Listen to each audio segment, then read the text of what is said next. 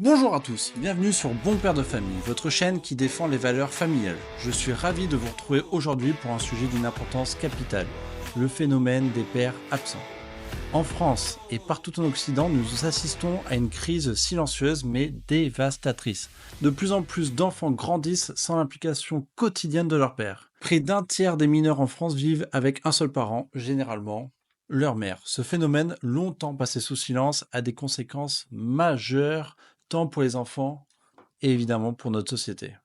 Dans cette émission, nous allons dresser un état des lieux chiffré en France et à l'étranger, examiner les conséquences concrètes de l'absence paternelle, analyser les causes culturelles et idéologiques de cette évolution, rappeler le rôle traditionnel du père à travers l'histoire et surtout proposer des solutions concrètes pour renforcer la responsabilité paternelle. Votre temps est précieux, alors rentrons directement dans le vif du sujet. Première partie, l'ampleur du phénomène des pères absents. Les chiffres, je ne vous le cache pas, sont alarmants. En France, les familles monoparentales représentent aujourd'hui environ un quart des familles avec des enfants mineurs. Ce taux n'était que de 20% en 2021, preuve d'une hausse rapide en quelques années. Concrètement, 3 enfants sur 10 ne vivent pas avec leur père au domicile familial. Plus inquiétant encore, selon l'INED, plus d'un enfant de parents divorcés sur 10 ne voit jamais son père. Et ce chiffre s'aggrave avec le temps. 19% des jeunes de 18-21 ans issus de parents séparés n'ont plus aucun contact avec leur père et ce taux grimpe à 32% pour les 30-34 ans. Anecdote personnelle, moi qui suis de parents divorcés, si j'arrive à voir mon père une fois par an, en 10 ans, j'ai dû le voir 2 fois. Bon, vous voyez, hein, c'est petit à petit, hein, sans crise, sans rien, ça s'éloigne, ça s'absente. Mais bref, voilà, c'était une petite anecdote personnelle pour vous dire que bon, c'est un phénomène de société, hein, puisque vous voyez, hein, 20% des jeunes, 32%, enfin les chiffres que je vous ai donnés, ne voient plus ou pratiquement plus du tout leur père. Et pour vous donner d'autres chiffres, sachez que ce phénomène, évidemment, dépasse nos frontières et touche tout l'Occident. Par exemple, aux États-Unis, environ un tiers des enfants grandissent sans leur père biologique à la maison. Ce taux, il a pratiquement doublé depuis les années 60. Pour comprendre l'ampleur du problème, rappelons quelques chiffres supplémentaires. En France, donc, chaque année, vous avez 425 000 couples qui se séparent. Et près donc de 380 000 enfants mineurs vivent la dissolution de l'union de leurs parents. Cette recomposition profonde des structures familiales depuis les années 70 s'accompagne trop souvent, malheureusement, d'un affaiblissement, voire d'une rupture du lien paternel. Mais au-delà des chiffres, quelles sont les conséquences concrètes de cette absence paternelle massive? Donc là, vous avez vu, je vous ai donné les chiffres. Maintenant, on va passer à la deuxième partie, les conséquences de l'absence paternelle. Je pense que autour de vous, vous avez tous été témoignages en disant ah, lui, on voit qu'il n'a pas eu de père à la maison, ou lui, on voit qu'il n'est pas construit parce qu'il n'y a pas de père autour de lui. Les conséquences de l'absence du père sur les enfants sont profondes et scientifiquement documentées. Sur le plan scolaire d'abord, les statistiques du ministère de l'Éducation nationale sont sans appel. Les élèves vivant dans une famille monoparentale cumulent davantage de difficultés scolaires à tous les âges. Dès l'école primaire, ces enfants montrent un niveau d'acquis plus faible, des retards, des progrès plus lents au collège.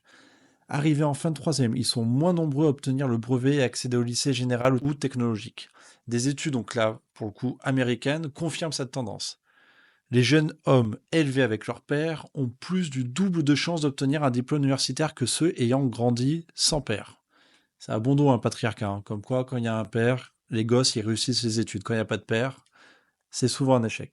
Sur le plan comportemental, l'impact est tout aussi préoccupant. Les enfants sans père présent, particulièrement les garçons, sont plus susceptibles d'adopter des conduites à risque ou déviantes. La recherche montre que ces jeunes sont 2 fois plus susceptibles de connaître la prison avant 30 ans. Ce n'est pas un hasard si les juges pour enfants et éducateurs notent fréquemment l'absence du père comme un dénominateur commun dans le parcours des jeunes délinquants. Pour ça, je vous renvoie aussi au livre de Jordan Peterson où dans ses conférences, il en parle assez souvent de ce phénomène. Mais également le psychologue Warren Farrell parle d'un volcan dans colère qui couve chez de nombreux garçons privés de père, lequel, faute de cadre, peut exploser en agressivité envers la société. Les mères seules subissent également les conséquences lourdes de cette situation. Élever seul un enfant représente une charge financière, pratique et émotionnelle considérable. La maman, elle peut pas tout gérer toute seule et être maman et papa. En France, 41% des enfants de familles monoparentales vivent sous le seuil de pauvreté. Ben oui, maman ne peut pas travailler et être présente pour ses enfants en même temps et avoir un métier rémunérateur toute seule. Surtout depuis la situation économique en France, c'est terriblement dégradé. Les études montrent des taux plus élevés de dépression et d'épuisement psychologique chez ces mères confrontées à une énorme charge mentale du quotidien. Et là, je tiens à souligner quand même, hein, donc vous avez vu, moi, c'est une chaîne pour les pères, pour qu'on ait des pères, mais les pères qui abandonnent les familles et qui laissent la mère gérer toute seule, qui doit tout gérer toute seule, bon déjà, honte à vous, et bravo aux mamans qui font comme elles peuvent, les pauvres. Hein. Elles peuvent pas être autoritaires, aimantes, douces, gérer les finances, gérer les aléas du quotidien. Mais elles, elles arrivent à s'en sortir encore pas trop mal. Donc je voulais quand même tenir à féliciter les mères ici dans cette vidéo-là, les mères monoparentales. Vous êtes très courageuses et vous avez besoin d'aide et pas de l'État, mais vous avez besoin juste d'un père présent ou d'un grand-père ou de la famille présente ou d'hommes autour de vous pour vous aider. C'est très compliqué pour vous. Donc bravo mesdames, bravo les mamans. Donc c'est quoi les conséquences de tout ça? Ben, en fait, c'est l'ensemble de notre société qui pâtit de cette démission paternelle à grande échelle. Il y a donc plus d'échecs scolaires, plus de chômage des jeunes, plus de criminalité et de violence, et une fragilité en plus psychologique accrue chez ces nouvelles générations qui sont sans père. Comme le souligne l'Institut for Family Studies, les jeunes hommes grandissant sans père paient un lourd tribut et la nation elle-même en subit le prix. Mais du coup, comment en sommes-nous arrivés là? Quelles sont les causes profondes de cette absence paternelle croissante? Donc nous attaquons la troisième partie, les causes de la crise de la paternité. Alors, plusieurs facteurs s'entrecroisent pour expliquer la montée des pères absents ou désengagés. En premier lieu, la transformation des mœurs familiales depuis un demi-siècle a profondément modifié la place du père. Mai 68 et toutes les lois qui en découlent à la suite. L'explosion des divorces et séparations à partir des années 70, avec notamment la loi, évidemment, vous savez, de 1975, instaurant le divorce par consentement mutuel, que ça plaise ou que ça déplaise, a mécaniquement multiplié les situations de paternité, entre guillemets, à distance. Pendant très très longtemps, en cas de divorce, la garde des enfants a quasi systématiquement été confiée à la mère, reléguant le père à un rôle de visiteur du week-end. Or, lorsque la résidence principale est fixée chez la mère, un père sur 5 finit par ne plus du tout voir son enfant. A l'inverse, en cas de garde alternée favorisant le maintien du lien, à l'inverse, donc les cas de garde alternée, vous savez, une semaine chez le père, une semaine chez la mère, favorisent le maintien du lien. Mais malheureusement, ça représente que 1% des ruptures totales. Et là, je sais que j'ai des gens qui ont témoigné des fois dans mes vidéos qui disent oui, mais c'est la mère qui bloque. Je sais que des fois, du coup, dans le cas de divorce, c'est la maman qui empêche de voir que le père puisse voir ses enfants. Il est relégué à seulement un week-end. C'est vraiment 48 heures toutes les 2 semaines et la moitié des vacances. Ce qui est trop peu, je le consens, mais messieurs, les papas, battez-vous pour ça, battez-vous contre la justice, ne lâchez pas l'affaire. C'est vos enfants, ça en vaut le coup, et surtout, battez-vous pour eux. Aussi, là, je parle des papas qui veulent voir leurs enfants, mais soyons honnêtes, hein, bon nombre de pères sont aussi heureux de ne pas assumer ce rôle parental, qu'ils perçoivent comme trop contraignant. Donc ça, c'est ce que j'appelle les hommes lâches. En fait, c'est même pas des hommes. C'est des baltringues, souvent, qui préfèrent leur confort quotidien. Je fais donc forcément, certains pères abandonnent volontairement leurs responsabilités, jugeant la paternité trop encombrante pour leur style de vie. Et ça, c'est quoi? C'est la société contemporaine centrée sur l'épanouissement personnel et l'hédonisme offre de multiples échappatoires. Donc ces hommes, enfin si on peut appeler ça des hommes, parce que pour moi du coup, c'est pas vraiment des hommes, préfèrent donc jouir de la vie, voyage, sortie, nouvelles relations sans attache, plutôt que de se soumettre aux contraintes quotidiennes qu'impose l'éducation d'un enfant. Donc ils préfèrent baiser à droite à gauche, hein, très clairement, en gros c'est ça, hein, ils préfèrent, parce que du coup ils gagnent un peu de pognon, se taper une jeune, boire des coups, se bourrer la gueule, que s'occuper des enfants, qu'aller les chercher, qu'aller les habiller, que s'occuper de leur éducation, que des fois faire de la route pour aller chercher, leur trouver un logement, agrandir son logement, faire en sorte qu'il s'entend bien avec la belle-mère dans tout ça, hein, ou enfin avec la belle-mère ou la femme de passage. Non, non, ils préfèrent profiter. Cette fuite devant la responsabilité s'inscrit dans une culture de l'immédiateté et du plaisir qui valorise la liberté individuelle, dont je suis partisan, mais pas au détriment du devoir de père, donc au détriment des engagements durables. Pour ces pères démissionnaires, l'enfant devient un fardeau, clairement, dont ils se délestent, sans mesurer les conséquences dramatiques de leur absence pour leur progéniture. C'est des égoïstes, hein. Clairement, c'est des pères lâches, des hommes lâches et égoïstes qui veulent pas se prendre la tête, pas assumer leur rôle de père et surtout n'avoir aucun devoir. Donc, ces hommes-là, désolé, hein, la vidéo, elle est pas pour vous et désolé, vous êtes des lâches, vous êtes des merdes. Voilà, ça c'est dit ou quoi. Attention, hein, je reviens, hein, si c'est la maman qui bloque ou après il y a des situations très compliquées, hein, il y a des papas, je sais, qui veulent, hein, qui font tout, hein, mais battez-vous pour vos enfants une fois que vous avez des enfants, c'est, désolé, hein, c'est plus important que votre propre vie. Voilà, il faut pas s'oublier soi-même. Attention, j'ai fait des vidéos sur ça. Pour être un bon père, faut être un homme. Mais ce qui doit vous guider dans votre vie, c'est votre continuation, donc vos enfants. On peut très clairement dire que le rôle traditionnel du père a été attaqué et fragilisé. L'accès massif des femmes au travail rémunéré et l'extension, malheureusement, surtout en France, de l'État-providence ont rendu moins évidente la fonction de pourvoyeur principal.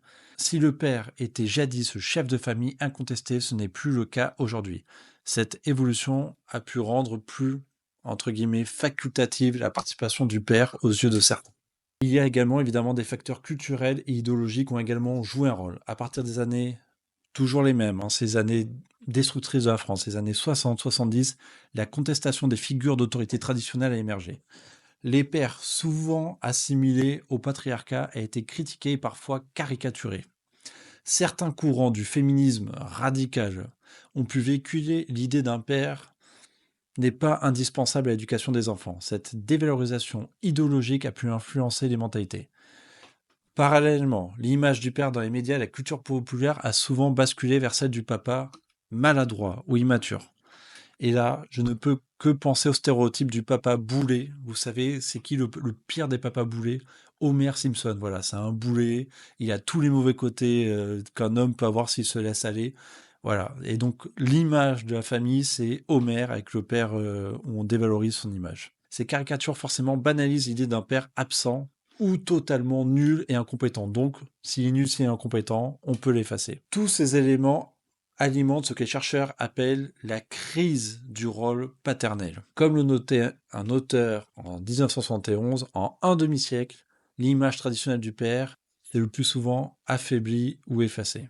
C'est pourquoi je fais cette chaîne Bon Père de Famille et que je veux rehausser le rôle du père, car le rôle du père est indispensable dans une famille, dans une société, pour ses enfants, pour sa femme. Pour mieux comprendre ce que nous avons perdu, rappelons aussi, c'est important, ce que représentait traditionnellement le père à travers l'histoire. Quatrième partie, le père, pilier historique de la famille. Donc ça, désolé, hein, ça va pas plaire, mais pourtant, dans les sociétés qui fonctionnaient dans une société saine, donc dans presque toutes les sociétés humaines à travers l'histoire, la figure du père a occupé une place centrale aux côtés de la mère. Et qui ne me parle pas de le clan chinois ou la famille perdue au fin fond de l'Amazonie où ils sont 30, où c'est la mère qui joue le rôle. Non, non. Dans 99% de l'humanité, c'est le père. Donc l'humanité a développé très tôt un modèle de paternité investi, où le père contribue activement à l'éducation des enfants. Une spécificité rare dans le règne animal, tant elle diffère de la norme chez les autres mammifères où le rôle du père est beaucoup plus absent. Peut-être à nuancer un tout petit peu avec les singes, mais globalement, dans tous les autres mammifères, le père, il vient, il déglingue la femelle et il se barre. Voilà. Historiquement, le père est perçu comme le pilier d'autorité, le protecteur du foyer et le transmetteur des valeurs. J'ai fait toute une vidéo sur ça, sur les piliers de la paternité. Par exemple, dans l'Antiquité romaine, le fameux pater familias détenait une autorité considérable. Durant le Moyen Âge et jusqu'à l'époque pré-industrielle, le père reste le chef de famille incontesté, garant de la sécurité matérielle et morale. Aussi, et ça j'ai mis aussi dans ma vidéo les piliers de la paternité, le père c'est aussi quoi? C'est aussi un passeur. Le passeur du nom, on porte le nom de son père, le patronyme, ça marque la filiation. Passeur d'héritage et aussi passeur de métier. Souvent, Le fils, hein, vous connaissez toutes ces sociétés père et fils. Ça, on l'a un peu perdu souvent. Le fils reprenait l'affaire du père ou le métier du père. Et évidemment, le père passait également les valeurs familiales et religieuses. Alors, outre la culture française, dans de nombreuses cultures, c'est le père qui initiait les garçons au rite de passage vers l'âge adulte, leur enseignant le courage, la droiture et le sens du devoir. On peut tous penser à Sparte, où le père, du coup, enseignait beaucoup. Alors, il y avait aussi les Spartiates, parce que bon, les Spartiates, il y avait un petit côté communiste, ou c'était des autres en commun, mais le modèle, c'était le père qui transmettait tout ça. Donc, la mère et le père avaient des rôles extrêmement différenciés, mais complémentaires. La mère apporte souvent les soins et la tendresse quotidienne. Le père, lui, il apporte la protection, la discipline et surtout le lien avec le monde extérieur. Donc la maman, la pommade, le père, un peu la dureté, le monde extérieur, mais tout ça pour le bien-être de l'enfant. Jusqu'au milieu du XXe siècle, donc du coup, le droit français entérinait cette primauté paternelle. Avant 70, on parlait même de, quel beau mot, qui a tant disparu, de puissance paternelle. Alors, maintenant, on se demande, hein, avec les papas en trottinette, les hommes soja et baltringues, on se demande où est passée la puissance paternelle, hein, qui doivent expliquer à leur enfant qui a mis un coup de poing que c'est pas bien et que, attention, si ça va mal aller, on va faire la méthode Montessori, est-ce que c'est très grave? Enfin bref. Donc la puissance paternelle, hein, on parlait de ça avant, parce que le père était juridiquement le chef de famille. Ce n'est malheureusement qu'à partir encore des années 70 que la loi a instauré l'autorité parentale conjointe. Ce qui était déjà le cas avant, mais là voilà, on l'a vraiment, ça y est, là c'est symbolique, on l'a mis dans la loi. Donc en somme, de l'Antiquité aux sociétés prémodernes, le père était conçu comme un pilier irremplaçable de la famille.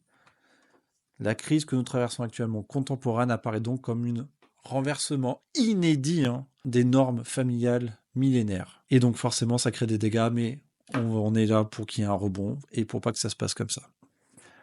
Je fais donc face à ce constat. Quelles solutions pouvons-nous envisager pour redonner toute sa place au père dans notre société? Cinquième partie, des solutions concrètes. Il est temps d'agir pour renforcer la responsabilité paternelle et restaurer l'importance du père dans la famille. Voici plusieurs axes d'action concrets que nous défendons sur cette chaîne Bon Père de Famille. Premièrement, et c'est peut-être la plus importante, promouvoir le retour d'une paternité virile et affirmée. Notre société a besoin que les hommes réinvestissent pleinement leur rôle de père avec confiance et assurance. Un papa, ce n'est pas une seconde maman, ça, il faut bien vous le mettre dans la tête. Mais ça apporte des qualités complémentaires. Fermeté, protection, courage et capacité à poser des limites claires. Les enfants, et alors là particulièrement les garçons, ont besoin de cette figure paternelle forte qui incarne l'autorité bienveillante et le cadre structurant. En parallèle, il est essentiel que les mères, et là les mères sont primordiales dans ça, hein, que les mères soutiennent becs et ongles cette autorité paternelle au lieu de la saper. On se dispute jamais un enfant et on soutient toujours le père et on l'encourage même. Quand il a une défaillance, on l'encourage. Quand la mère, du coup, reconnaît et valorise le rôle spécifique du père devant les enfants, elle renforce sa légitimité. Il faut cette alliance parentale où chacun occupe pleinement sa place dans le respect des différences naturelles entre hommes et femmes et créer du coup le parfait équilibre dont les enfants ont besoin. Deuxièmement, valoriser le rôle de père dès la naissance. Il est crucial aussi d'impliquer les pères le plus tôt possible dans la vie de leur enfant. Alors là, bizarrement, peut-être plein de gens que je vais un peu choquer, on va dire que c'est plutôt des gens qui pensent pas comme moi politiquement, mais pour le coup, je pense que le congé paternité, pour le coup, est une bonne chose. Surtout quand vous êtes salarié, quand vous êtes chef d'entreprise, vous n'avez pas vraiment de congé paternité. Mais quand vous êtes salarié, ben là, pour le coup, c'est peut-être un des rares bons trucs que je trouve de l'État français ou de l'État occidental, c'est le congé paternité qui a été récemment lancé. Il doit être promu, pas pour que la mère retourne au travail, parce que c'est à la mère aussi de s'occuper des enfants, mais pour aider la mère au quotidien et les enfants et créer ce fameux lien pour permettre donc aux jeunes pères de s'investir auprès de leurs nourrissons. Et donc du coup, la société, je suis désolé, hein, mais doit aider dans ce sens, afin que pendant cette période du congé paternité, le père puisse s'occuper également, vous savez, de l'aspect matériel du foyer que la mère, elle peut pas gérer. Je suis bête, hein, mais faire le lit, construire, quand je dis faire le lit, hein, c'est construire le lit, hein, ou le monter, faire la chambre, aller chercher les courses, comme ça la mère elle s'occupe juste de l'enfant, elle a que ça à s'occuper, et le père il vient, Il profite des premiers jours de l'enfant, des émerveillements qu'il peut voir au quotidien, et il assure la sécurité matérielle quotidienne. Et donc, je suis pour un congé paternité. Troisièmement, et là, je parle malheureusement pour mes amis divorcés. Il faut instaurer, je suis désolé, mesdames, hein, un divorce, c'est pas une guerre, c'est juste on se sépare, il faut instaurer. Alors bien sûr, il faut tout faire hein, pour éviter le divorce, hein, j'ai déjà dit dans de nombreuses vidéos, mais la société est telle qu'elle est. Mais il faut instaurer une coparentalité équilibrée après la séparation. Donc là, je parle pour ceux où malheureusement il y a un divorce. Sur le plan juridique, donc du coup, je plaide pour favoriser la garde alternée équitable en cas de divorce, pour pas que les pères se débinent et pour l'enfant c'est mieux. Il s'agirait d'en faire, vous voyez, en fait, moi je suis pour en faire le principe par défaut, évidemment quand les conditions le permettent, que les parents habitent à côté, afin que l'enfant conserve un accès égal à ses deux parents. Donc maintenant, je veux que le principe, ça soit la coparentalité dès le début.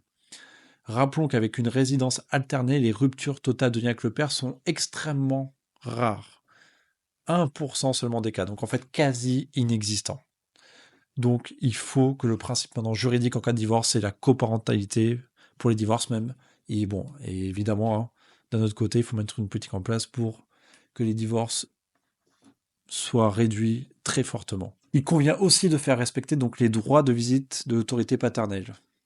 Et là, malheureusement, il y a trop des mères qui abusent avec des juges femmes qui voient le père comme un méchant. Et je sais qu'il y a des gens qui ont mis des commentaires dans ce sens-là. Il faut pas que le juge mette des barrières au père. Il faut que le père puisse voir ses enfants quoi qu'il arrive et qu'on ne l'empêche pas d'avoir cette coparentalité. C'est extrêmement important. Quatrièmement, éduquer et aussi préparer, et ça c'est très important, les garçons à assumer fièrement leur future paternité. Alors désolé, hein. Moi les futurs enfants, ça peut être choisi ta vie, non, il faut que vous soyez... Votre objectif de vie, c'est aussi d'être un père. Si vous le pouvez biologiquement, s'il n'y a pas de contrainte, mais il faut que ça soit une volonté. Après, que vous puissiez le faire, que vous ne rencontrez pas la bonne femme, c'est autre chose, mais que ça soit votre volonté. Donc, l'école pourra intégrer des modules valorisant le rôle spécifique et irremplaçable du père dans la famille, et évidemment, ainsi que le maire, afin que les enfants, filles et garçons, comprennent les enjeux de la famille, à la place des putains de cours de genre de mes couilles là, ou de déconstruction là, de la famille, ou tous ces cours là sur la déconstruction, donc à la place de faire venir des travelots à poil dans les écoles à Bordeaux à des gosses de 6 ans, hein, plutôt expliquons le rôle du père et de la mère dans une famille et pourquoi c'est important d'avoir le père et la mère. Voilà ce que je ferai. Bon, évidemment, on sera traité de facho de faire ça, mais voilà, père, mère, et très bien. Et j'ai envie de dire, et patrie aussi dans le cours, mais là, hein, famille, patrie, on sait à quoi ça va nous renvoyer, donc je vais encore avoir des problèmes, bon bref. Il faut également enseigner aux jeunes garçons qu'être un homme, c'est aussi savoir prendre ses responsabilités familiales, protéger et guider les siens. Donc cette éducation doit mettre en valeur les qualités traditionnellement masculines comme la force de caractère, le sens du devoir et la capacité à diriger qui font les bons pères. Donc à l'école, au lieu de leur apprendre à être des baltringues, qu'on leur apprenne ça, qu'on leur apprenne à être des leaders, qu'on leur apprenne à avoir surtout de la force de caractère et pas être juste des gens qui recrachent ce qu'on leur a appris, qu'on leur apprend à réfléchir par eux-mêmes. C'est ça que l'école aussi doit faire. Alors attention, c'est au père hein, d'enseigner tout ça. Hein. Mais si l'école pouvait également encourager ça, au lieu de saper justement le travail du père, mais plutôt de approfondir ce que le père apprend déjà, en ayant du caractère, tout ça, ça serait génial. Cinquièmement, changer les mentalités par la culture et les médias. La société doit cesser de ridiculiser la figure paternelle et retrouver le respect pour le père comme pilier familial. Je veux des pères à la Stallone, à Schwarzenegger, des pères qui s'occupent bien de leur famille. Vous savez, non voilà, le père qui était très bien dans un film, je suis en train de penser, c'est dans 3. Voilà. 3 là, Hector. Hector, il fait quoi? Il défend son frère, il défend sa patrie, c'est un père aimant qui s'occupe de ses enfants, il défend sa famille, c'est un guerrier, et en même temps, il essaie d'avoir des décisions justes et mesurées et réfléchies. Voilà. Voici ce qu'on doit promouvoir, le père Hector dans 3. Et donc, les médias aussi doivent mettre en avant davantage de pères dignes, pas les pères baltringues qu'on voit à la télé en disant ah, moi, je suis content de faire comme la mère. Non, non, il faut des vrais pères, voilà, des pères solides, des pères qui défendent leurs enfants. Moi, quand il y a un père qui venge son enfant parce qu'il a fait parce qu'il s'est fait agresser ou que sa fille s'est fait violer ou quoi, on doit mettre ça en avant. On doit pas se faire justice soi-même, mais bon, vu l'état de la justice en France, je préfère mettre en avant ce genre de père. Les médias donc doivent mettre davantage donc des pères dignes, respectés par leurs femmes et leurs enfants, capables de poser un cadre et de transmettre des valeurs. Ces modèles positifs contrebalanceraient l'image du père faible ou absent trop souvent véhiculée. Donc je veux des témoignages de pères et pas avec leur enfant qui se fout de la gueule du père devant lui ou la femme qui dit ouais ici c'est moi qui porte la culotte ou toi t'as rien à dire. Combien de fois j'ai vu des interviews où le père toi t'as rien à dire et il se tue comme ça devant tout le monde. La honte, terriblement la honte là. Aucune virilité, aucun respect de la femme pour le père. Le père n'a aucun respect pour lui-même à accepter ça, et les médias ils mettent en avant ce genre de père au lieu de mettre en avant de véritables pères, et pourtant il y en a encore beaucoup en France. Enfin, dernier truc, il faut réhabiliter des rites et repères pour engager les hommes. Je travaille là-dessus pour essayer de voir quel genre de rites on pourrait remettre en place à l'échelle d'une société ou même dans votre cadre personnel, mais il faut remettre des rites et des repères pour que ces garçons deviennent des hommes et pour leur montrer que quand on devient un homme, il se passe quelque chose et qu'on n'est pas des adolescents débiles qui a 35 ans. Moi, je connaissais un homme de 38 ans qui avait des figures de manga, qui jouait à la console. Son seul kiff, c'était d'être avec les potes, de jouer juste à la console le soir. Il voulait pas d'enfants. Il, sa vie n'était que jouissance et il réagissait comme un enfant. Puis il avait encore papa et maman qui lui payaient plein de choses parce qu'il était issu d'une famille riche. Et lui, en fait, il pensait juste à faire des petits voyages et à jouer avec ces trucs ridicules. Bref, pour ça, on peut s'inspirer des sociétés traditionnelles qui prévoyaient des rites de passage marquant l'entrée des jeunes hommes dans la communauté d'adultes responsables. Restaurer de tels rituels symboliques, qu'ils soient laïques ou religieux, alors pour ma part, encore plus religieux et notamment catholique, parce que je suis catholique, où la future paternité est valorisée, pourrait grandement aider. Alors, toutes ces solutions-là que je viens de vous énoncer ne sont pas exclusives. C'est en agissant évidemment sur plusieurs fronts que nous pourrons progressivement renverser la tendance. L'objectif est que chaque père retrouve pleinement sa place naturelle de chef et protecteur aux côtés de ses enfants. Soutenu, très important, par une mère qui reconnaît l'importance cruciale de cette complémentarité. Conclusion, chers abonnés de Bons Pères de Famille, nous avons vu aujourd'hui l'ampleur du phénomène des pères absents et ses lourdes conséquences. Cette crise n'est pas une fatalité, mais le résultat de choix culturels et sociaux que nous pouvons remettre en question. Défendre une vision conservatrice de la famille ne signifie pas revenir à un patriarcat complètement oppressif et désuet, mais reconnaître que le père est un repère, un guide et un protecteur irremplaçable. Redonner au père la place qui lui revient, c'est investir dans la stabilité affective des enfants, la réussite de notre jeunesse et la solidité du tissu social. Comme disait fort justement un spécialiste, la désintégration de la fonction paternelle contribue au maux de notre temps, mais sa reconstruction pourrait en être le remède. Donc voici le remède que je vous propose pour notre société, c'est refaire des pères. Si vous êtes vous-même père, rappelez-vous chaque jour l'importance de votre rôle, même dans les moments difficiles. Si vous connaissez des pères en difficulté, encouragez-les, soutenez-les dans leur mission. Ensemble, nous pouvons inverser la tendance et restaurer la famille comme socle solide de notre société. N'oubliez pas de vous abonner à Bon Père de Famille pour plus de contenu défendant les valeurs familiales. Laissez vos commentaires ci-dessous pour partager votre expérience ou vos suggestions sur ce sujet crucial.